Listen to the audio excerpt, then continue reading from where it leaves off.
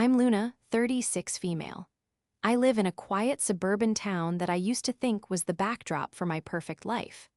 As an event planner, my job is to orchestrate flawless moments for others, and for 10 years, I believed I had done the same for myself with my husband, Marcus. We had the beautiful house, the matching cars, and the life everyone posts about on social media. But it turns out, I was just the unpaid planner for my own spectacular downfall. A long con so cruel and calculated that it almost broke me completely. Before this story unfolds, I'd love to connect with you. Please let me know in the comments where you're watching from and what time it is in your corner of the world. It's amazing to see how far these stories can travel. Our home was my sanctuary. It was a 2-story colonial with a wraparound porch and a garden I'd spent years cultivating. Every rose bush, every freshly painted wall was a testament to the life Marcus and I had built together. We bought it as a fixer-upper right after we got married, using a hefty portion of my inheritance from my grandmother as the down payment. For a decade, we poured our savings, my design ideas, and his supposed real estate savvy into making it our forever home. Marcus, a real estate developer, always handled the big-picture finances. He had a way of explaining complex financial concepts that made them sound simple, logical, and always in our best interest. I trusted him implicitly. My domain was the aesthetics, the budget for renovations, and the life we lived within those walls. His was the structure, the investment, the long-term security. It was a partnership I cherished. About 2 years ago, Marcus came to me with a furrowed brow and a stack of financial magazines. He sat me down at our polished oak dining table, the one we'd bought at an antique fair on our 2nd anniversary, and spoke in grave, serious tones. He talked about market volatility, potential lawsuits in his line of work, and the scary ways frivolous creditors could come after a family's primary residence. "Luna," he said, taking my hands in his gaze so sincere it could have melted steel, "we need to protect our home. This is our biggest asset, our future." He proposed a plan that at the time sounded like the most responsible thing in the world. He suggested we transfer the title of our house into his mother Alina's name. "It's a simple legal maneuver," he explained. "We'll use a quitclaim deed. The house will be shielded from any professional liability I might face. It's still our house, obviously. We'll live here forever. This just creates a legal firewall.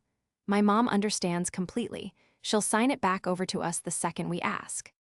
He even had a name for it, an asset protection strategy. It sounded so official, so smart. I was hesitant. Our house, in Alina's name? I don't know, Marcus, it feels strange. Why not a trust or something? He had a ready answer for everything. A trust is complicated, expensive to set up and maintain. This is clean, simple, and reversible.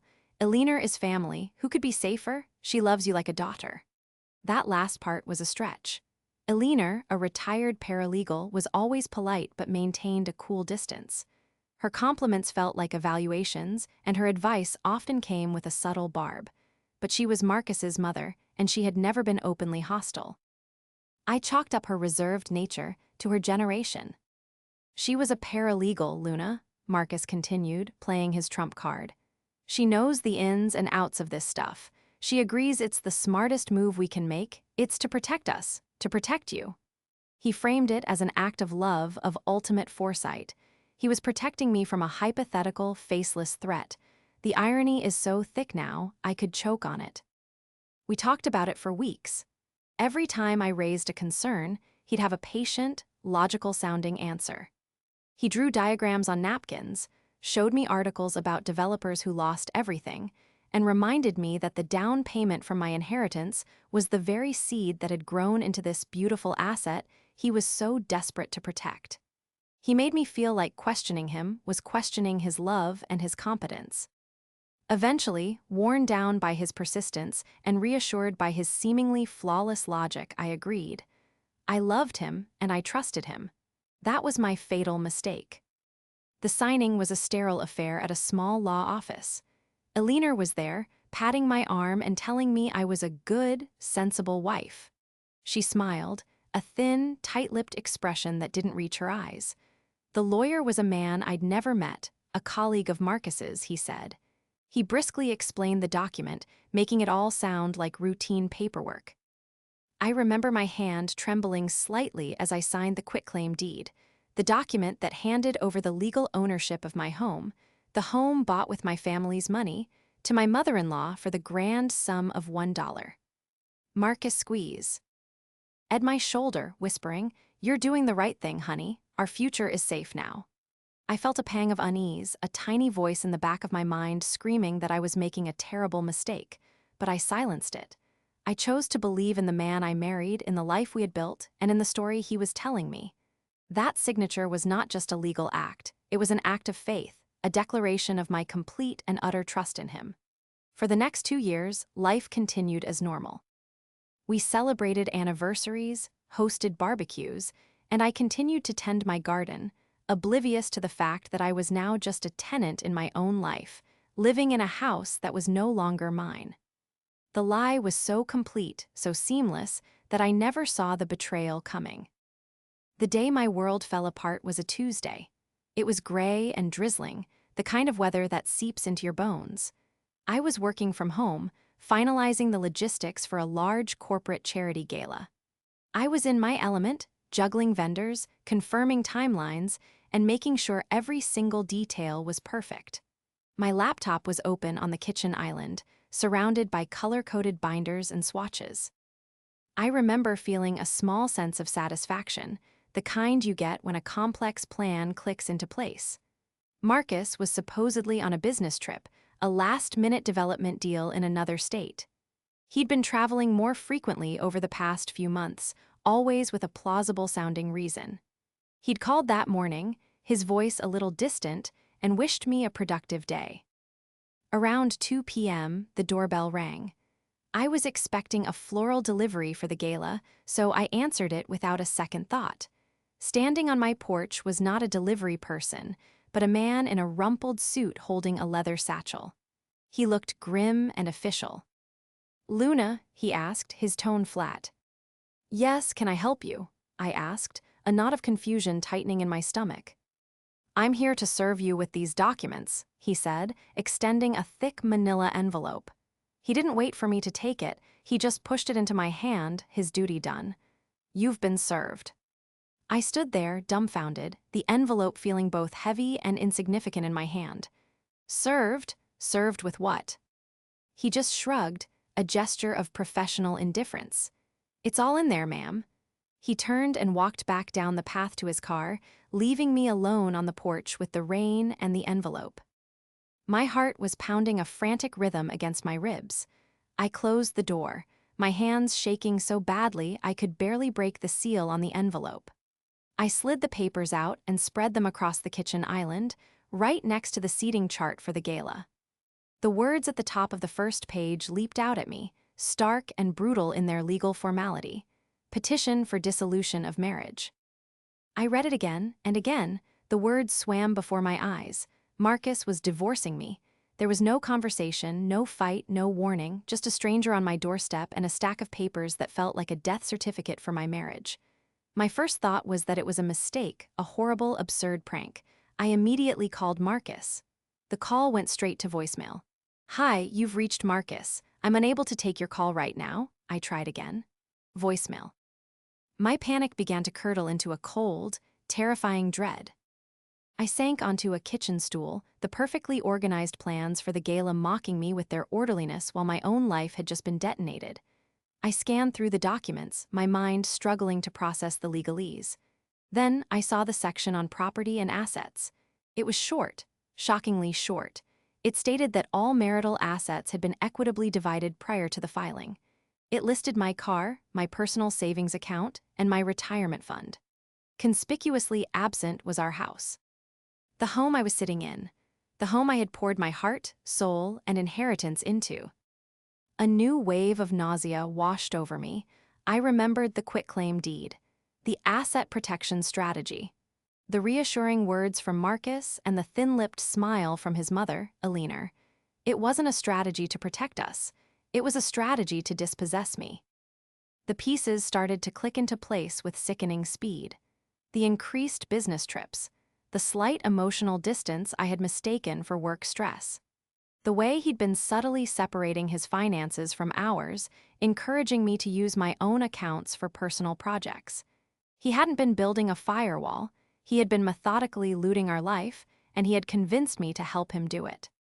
The floor didn't just drop out from under me, it was as if the entire foundation of my reality had been dynamited. The past 10 years of my life replayed in my mind, but now every shared laugh, every loving gesture, every promise for the future was tainted, recast as a scene in a long, elaborate deception. I was not his partner, I was his mark. The next document in the stack was a formal notice. It was a letter from Aliner's attorney. It stated that, as the sole owner of the property, she was terminating my at-will tenancy. I had 30 days to vacate the premises, 30 days to leave the home that I had bought, decorated, and loved, the home that legally I had given away for $1. I sat there for hours, the rain drumming against the window panes, the divorce papers spread out like a taunt. The man I loved, the man I had trusted with everything I had not only decided to leave me, but had conspired with his mother to make sure I left with nothing but the clothes on my back. He hadn't just broken my heart, he had orchestrated my ruin with the cold precision of a demolition expert. The grief was overwhelming, but underneath it, a tiny, hard ember of something else began to glow. It was fury, pure, unadulterated rage. He thought he had planned the perfect crime. He was about to find out he had planned the perfect war. The first 48 hours were a blur of tears and frantic, unanswered phone calls. Marcus's phone remained off, and Aliner's number went to a full voicemail box.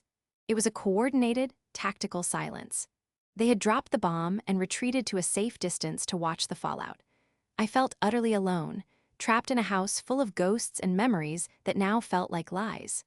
The beautiful oil painting of the Tuscan countryside we bought on our honeymoon seemed to mock me from the dining room wall. The armchair where Marcus used to read was an accusation. I couldn't breathe.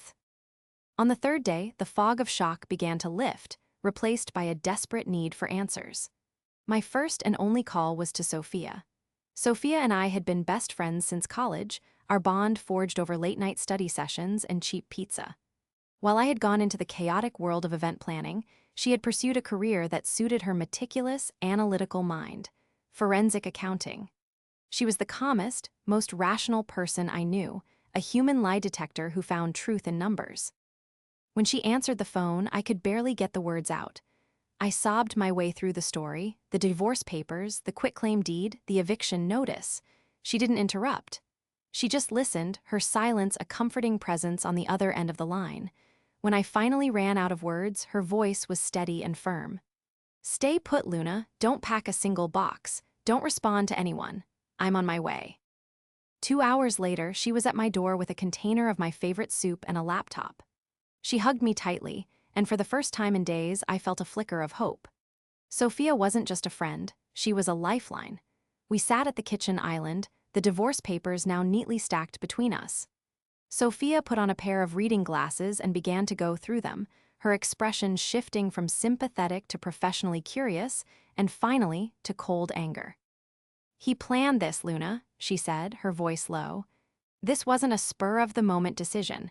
This has been in the works for years." "I know," I whispered. "He told me it was to protect us." "Protect you?" Sophia scoffed, tapping a finger on the quitclaim deed. "Let me see this. Did you have your own lawyer look at this before you signed it?" I shook my head, feeling a fresh wave of shame. "No, he said his colleague would handle it to save money. He made it sound like a simple formality." "There is no such thing as a simple formality when you're signing away a house," she said, her eyes narrowing as she read the fine print. "Date of signing 2 years ago. Notarized by Charles Webb. Lawyer was Arthur Vance. We need to look into these people. They're part of this." She opened her laptop. "Okay, first things first. We need to understand the money. He's a real estate developer. They move money around constantly. He must have left a trail." For the next several hours, Sophia guided me through a deep dive into our financial history.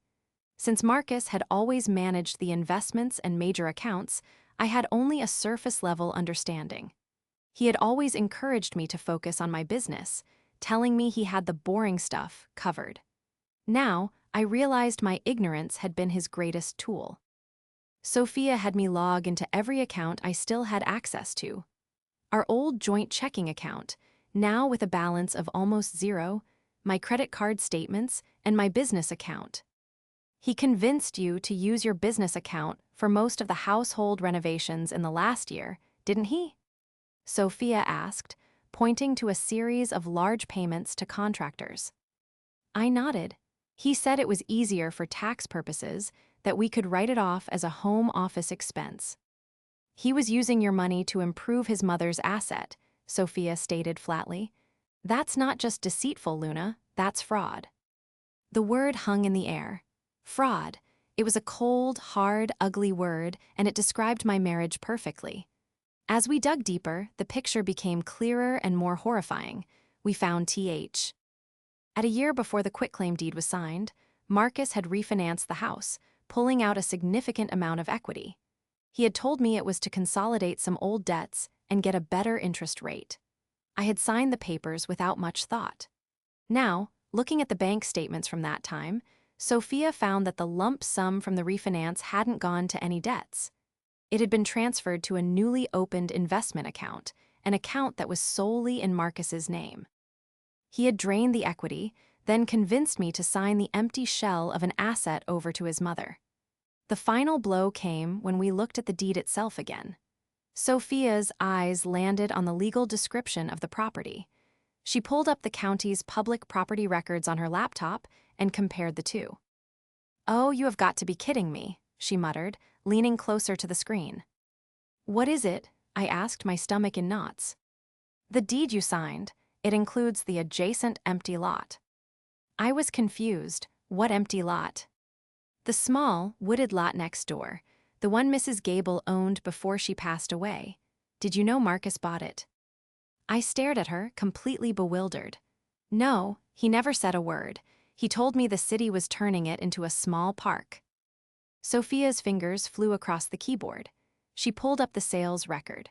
Marcus had purchased the lot 6 months before he'd asked me to sign the house over to a liener. He had bought it through a shell LLC for a fraction of its market value from the elderly owner's estate. Then, he'd had the properties legally combined into a single parcel. When I signed the quitclaim deed for our home, I had unknowingly signed away the valuable adjacent lot as well. A lot he was almost certainly planning to develop. "He didn't just steal your house, Luna," Sophia said, her voice filled with a quiet rage I had never heard from her before. "He stole your inheritance, your savings, the equity you built, and a whole other property you didn't even know you owned. This wasn't a divorce. This was a heist. The devil wasn't just in the details, he was in the deed, and he had been sleeping next to me for 10 years. The discovery of the adjacent lot was a turning point. It shifted my grief into a cold, focused anger.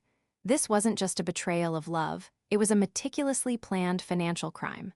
Marcus and a liener hadn't just outsmarted me, they had committed fraud, and Sophia was convinced we could prove it. The eviction clock was ticking, but now we had a new purpose. Not just to stop them, but to uncover the entire rot beneath the floorboards of my marriage. Sophia's first piece of advice was to hire a lawyer, and not just any lawyer. "You need a shark, Luna," she said. "Someone who specializes in high-asset divorce and forensic evidence." She made some calls, and 2 days later, we were sitting in the plush office of a woman named Diana Sterling. Diana was in her 50s, with sharp eyes and an even sharper suit. She listened to my story without interruption, her face an unreadable mask, while Sophia laid out the financial documents we had uncovered. When we finished, Diana leaned back in her chair and steepled her fingers.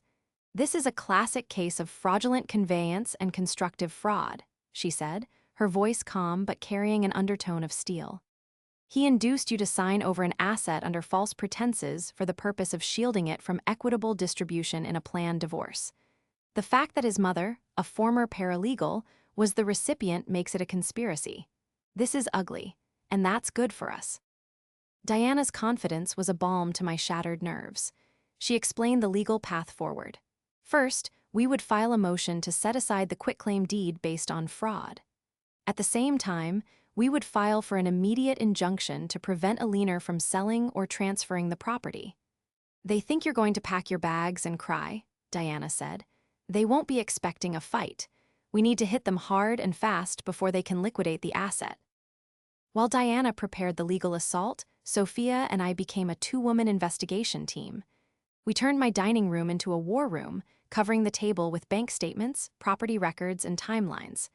Sophia was in her element, her mind working like a complex algorithm, finding patterns in the chaos of numbers. People like Marcus think they're clever, she explained, highlighting a series of small, regular cash withdrawals. But they get sloppy. Greed makes them arrogant. Our first major breakthrough came from looking into the shell company Marcus had used to buy the adjacent lot, Oak Ridge Properties, LLC. A search of public records showed it was registered to a P.O. box. However, Sophia knew that LLCs often have to list a registered agent. After some digging on the state's corporate commission website, we found him, Charles Webb, the same name that was on the quitclaim deed as the notary. He's not just a notary, Luna, Sophia said, her eyes gleaming. He's part of it. A quick online search revealed that Charles Webb was a real estate agent who worked almost exclusively with Marcus's development company. He was a key associate. We had just established a direct link between the fraudulent deed and the secret land purchase. The next step was to understand the full scope of Marcus's finances. Diana filed a motion for discovery, demanding years of detailed financial records from Marcus and his businesses. Predictably, his lawyer stalled, providing incomplete statements and redacted documents. They were trying to hide, but Sophia knew what to look for. She noticed discrepancies in the profit and loss statements for his main development company. The revenues seemed artificially low for a developer who was constantly talking about his big successes. He's hiding money, Sophia declared. He has to be, probably in offshore accounts or other LLCs we don't know about yet. The key, she said, was to find the seed money for those hidden accounts. We spent a week poring over thousands of transactions, cross-referencing dates and amounts. It was tedious, mind-numbing work. Then, we found it. A wire transfer for $250,000 sent from his business account 3 years ago, just after he refinanced our house. The recipient was a company called Arden Holdings International. The transfer was vaguely labeled consulting fee. No developer pays a $250,000 consulting fee in a single transfer to an unknown entity, Sophia said. This is it. This is where the equity from your house went. Arden Holdings International was a ghost. It had no public presence, no website, but Diana's legal team had resources. They ran a deep background check and found that it was a corporation registered in the Cayman Islands, a notorious tax haven. And the listed director? We all expected it to be Marcus under a different name. But it was. The director was a liener. I felt the air leave my lungs. His mother wasn't just the passive holder of the deed. She was an active, willing partner in his international scheme to hide marital assets. The sweet, elderly woman who patted my arm and told me I was a sensible wife was laundering the money stolen from our home. The depth of their shared deception was staggering. They had been a team, working against me from within my own family, for years. We were piecing together a conspiracy that was far bigger than a simple, crooked divorce. Marcus hadn't just shielded one asset. He had created an entire financial shadow world to stash the wealth we had built together, leaving me with a nearly empty joint account and an eviction notice. But with every document we uncovered, with every hidden account we exposed, my fear was being replaced by a steely resolve. They had underestimated me. They saw me as the naive, trusting wife. They didn't realize that the same woman who could coordinate a 500-person gala down to the last canapé could also apply that meticulous attention to detail to dismantling their empire of lies, one fraudulent document at a time. The investigation had given me a new foundation to stand on, and I was ready to build my case against them, brick by brick. With the evidence of the offshore account in a liener's name, our case had transformed. Diana Sterling was practically vibrating with strategic energy. "This is no longer just a divorce proceeding," she announced during our next meeting. This is a case of conspiracy to commit fraud and potentially tax evasion. We have leverage, and we are going to use it to crush them. Her plan was brilliant in its simplicity and devastating in its potential consequences for Marcus and Alina. We weren't just going to fight them in family court. We were going to expose them to a far more formidable power: the Internal Revenue Service. Forensic accountants like your friend Sophia are the IRS's best friends, Diana explained. They follow the money. Marcus and Alina have created a complex web to hide assets, but in doing so, they've almost certainly failed to declare income and pay taxes on these hidden funds. The penalties for offshore tax evasion aren't just financial, they can be criminal. The plan had two phases. Phase 1 was to use the threat of the IRS to force them into a favorable settlement in the divorce. Phase 2, if they refused to cooperate, was to actually make the call. Sophia got to work immediately, preparing a detailed report of our findings. She documented the refinancing of the house, the wire transfer of the equity, the creation of the Shell LLC, the purchase of the adjacent lot, and the offshore account under Alina's name. She demonstrated how Marcus had funneled funds from his business, disguised as fees, into this account, effectively hiding marital income. The final report was over 50 pages long, a meticulous and damning narrative of their financial crimes. While Sophia finalized her report, I had to deal with the ongoing pressure of the eviction. Alina's lawyer was sending increasingly threatening letters. They filed a motion to have me forcibly removed from the property. I was terrified, but Diana was unflappable. In court, she presented our initial findings, just enough to show the judge that the ownership of the house was under legitimate dispute. She argued that I was not a tenant, but a victim of fraudulent conveyance. The judge, a stern-faced woman who had clearly seen it all, granted a temporary stay on the eviction pending the outcome of the divorce hearing. I could stay in my home, at least for now. It was a small victory, but it felt monumental. With the eviction stalled and our evidence package complete, Diana made her move. She sent a settlement offer to Marcus's lawyer. It was audacious. We demanded 100% ownership of the house and the adjacent lot, free and clear of any liens. We also demanded 75% of all liquid assets held in the discovered offshore accounts and any other hidden accounts we would inevitably find during a full audit. Finally, we demanded that Marcus pay all my legal fees. His lawyer's response was a single, dismissive sentence: "This offer is laughable and will be rejected in its entirety." Marcus was arrogant. He still believed he held all the cards. He thought our evidence was circumstantial, that he could bury us in legal maneuvers until I ran out of money and hope. He was about to learn how wrong he was. "All right," Diana said with a grim smile when she got the rejection. "They chose the hard way. Let's introduce them to the taxman." Sophia had a professional contact at the IRS's whistleblower office. She submitted her report, not as an angry ex-wife's complaint, but as a formal, detailed submission from a forensic accountant outlining a clear case of suspected tax fraud and concealment of foreign bank accounts. This was the point of no return. We weren't just threatening them anymore. We were pulling the pin on a grenade and rolling it into their carefully constructed world. A few weeks went by. The silence was deafening. Marcus's lawyer continued with aggressive, blustering tactics in the divorce case, but something felt different. There was a frantic energy to their motions. Then, the first crack appeared. Diana received a call from a new lawyer, a tax attorney, who was now consulting on Marcus's case. He wanted to know, hypothetically, what it would take to make this unpleasantness go away.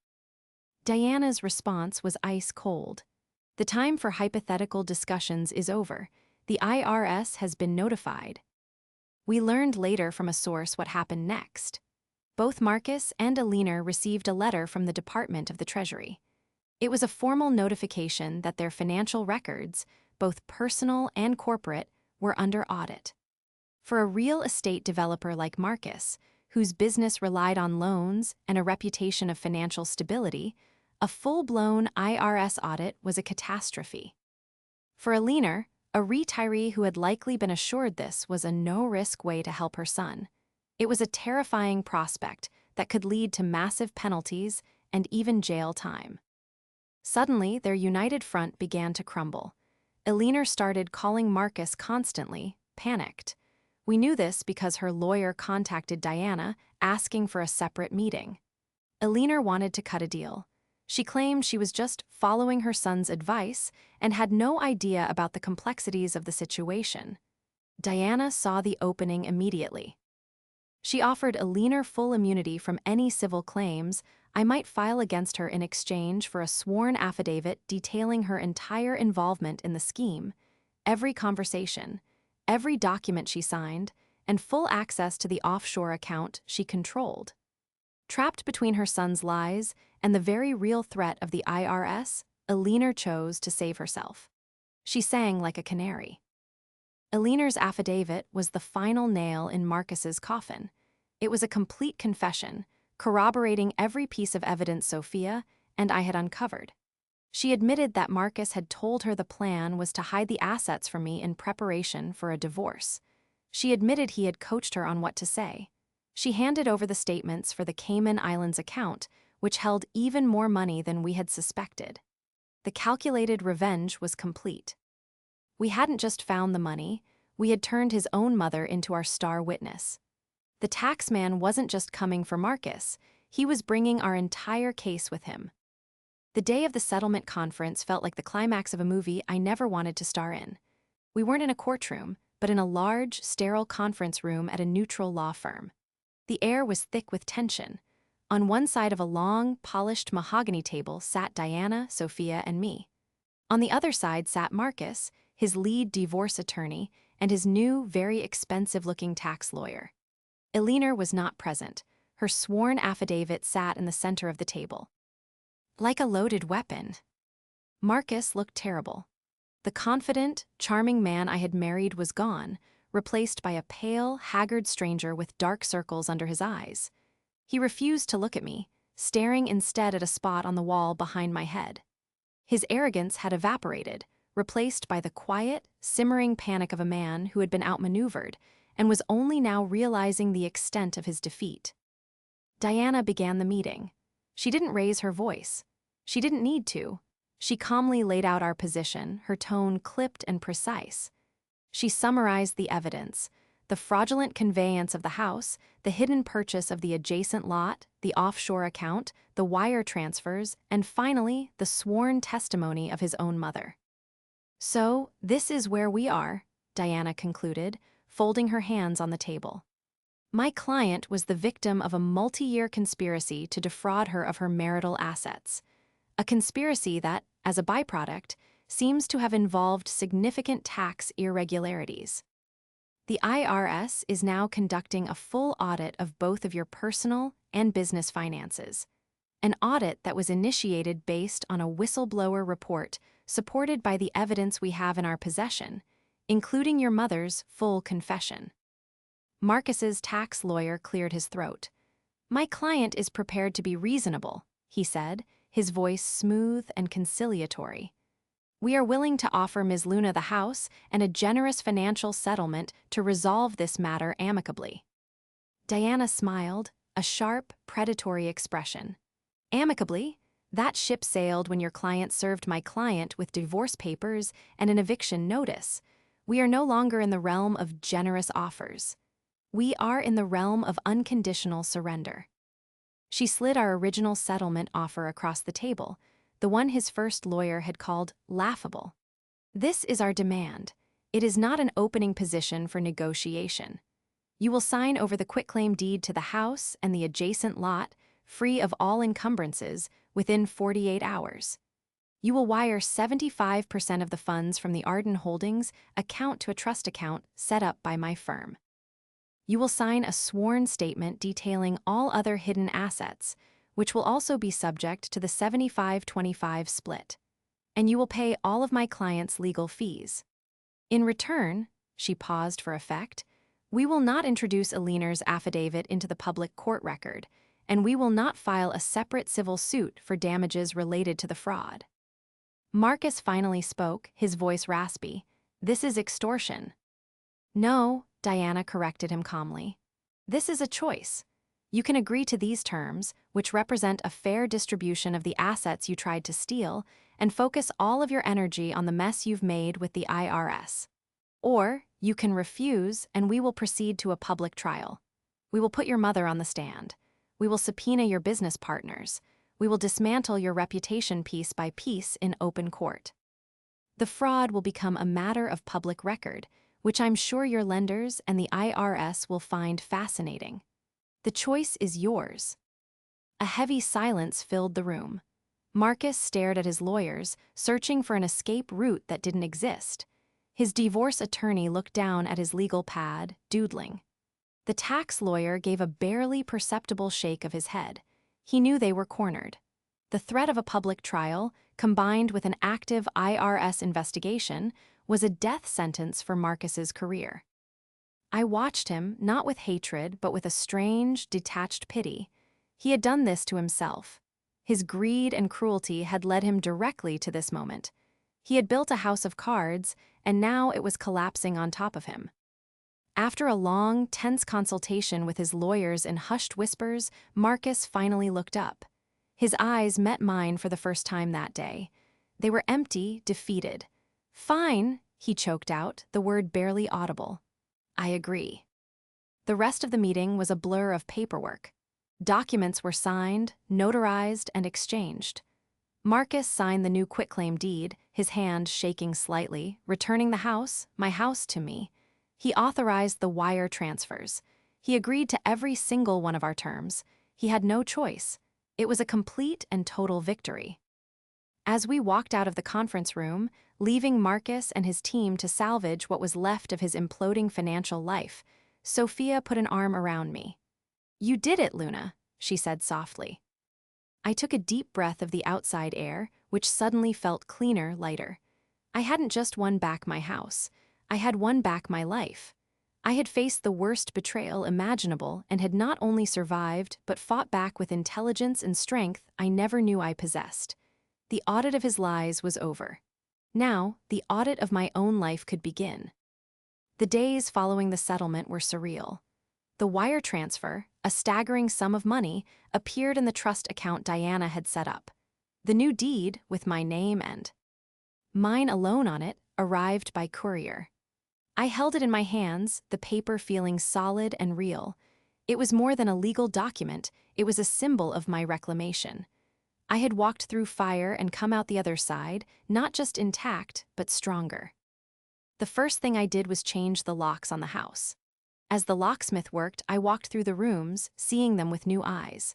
The memories of Marcus were still there, like faint stains, but they no longer had power over me. This wasn't our house anymore. It was mine. The armchair he used to read in, I donated it to charity that afternoon. The painting from our honeymoon, I took it down and put up a vibrant abstract piece by a local artist that I'd always admired. I was systematically erasing him, not out of spite, but out of a need to create a space that was solely and authentically my own. My work, which had been a source of stress and a painful reminder of the day my world collapsed, became my salvation. I threw myself into planning the charity gala, channeling my newfound focus and resilience into making it the most successful event my company had ever produced. On the night of the gala, as I stood in the back of the ballroom watching hundreds of people enjoying an evening I had orchestrated, I felt a sense of pride and competence that was mine alone. I had built this. I was good at this.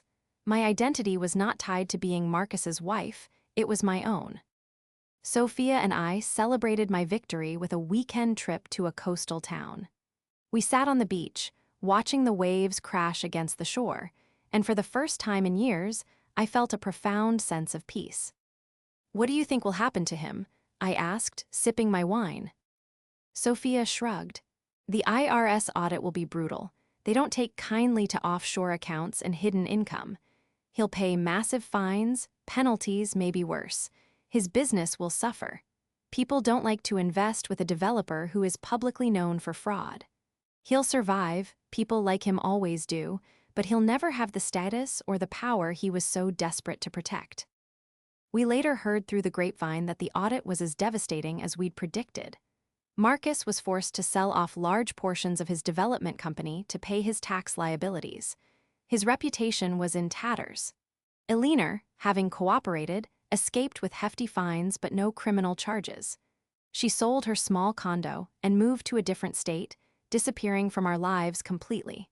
They had gambled everything on my silence and my submission, and they had lost it all. A few months later, I made a decision. I put the house on the market. While I had fought so hard for it, I realized it would always carry the shadow of the past. I wanted a truly fresh start, not just a renovated one. It sold quickly, thanks to the adjacent lot, which made it a prime property for a new family. With the proceeds from the sale and the settlement money, I had a significant nest egg, a foundation built not on lies, but on my own resilience. I bought a beautiful, modern condo in the city, closer to my clients and filled with light. I invested in my business, hiring a small team and expanding my services. I was no longer just an event planner, I was a CEO. The divorce wasn't just an ending, it was a violent, painful, but ultimately necessary rebirth. It taught me that my greatest asset was never a house or a bank account. It was my own strength, my own intelligence, and the loyalty of true friends like Sophia. Marcus tried to take everything from me, but in the end, he gave me the one thing he never intended to: myself.